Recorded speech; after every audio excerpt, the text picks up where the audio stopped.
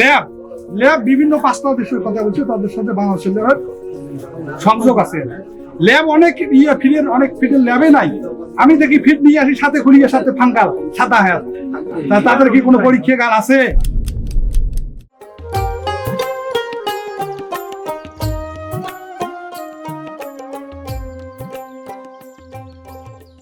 Hello everyone, Assalamu alaikum.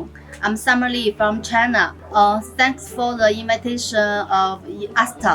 Now I work as nutritionist for Asta Feed, and I have worked engaged in this cattle feed industry more than 10 years. I'm very honored to be here in Bangladesh, give our technology and service to local farmers and local feed mill. Thank you.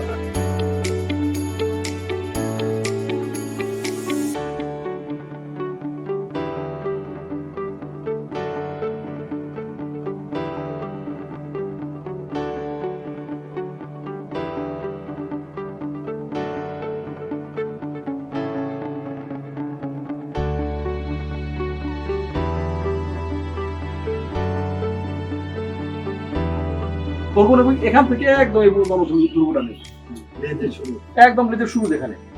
এখান থেকে আমরা এই পর্যন্ত ধরবো নিব, মাপটা নিব কি ইঞ্চিতে। উনি কিন্তু শুরুতেই বলছে কালার কোনো ফ্যাক্ট না, সাইজ কোনো ফ্যাক্ট না, ফ্যাক্টটা হলো নিউট্রিশন। এর উপর ভিত্তি করে কিন্তু তিনি সেই নিউট্রিশনটা করে আমাদের ফিডটা তৈরি করছে।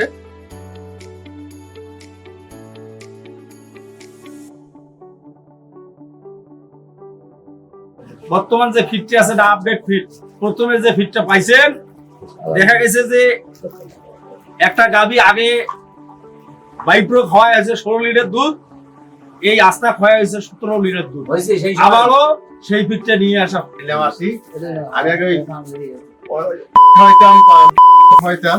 তার চেয়ে একটু ভালো হয়েছে, আস্তা দামও একটু কম পাইছি, দুধও মান ঠিক আছে, এই জন্য আস্তা হয়।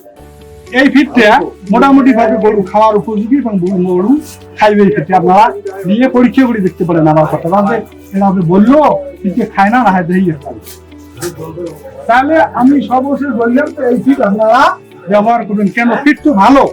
এরা যে বললো যে এদের ল্যাব ল্যাব বিভিন্ন 5টা দেশের কথা বলছে, তাদের সাথে বাংলাদেশের ল্যাবের সংযোগ আছে। ল্যাব অনেক ফিটের অনেক ফিটের ল্যাবে নাই।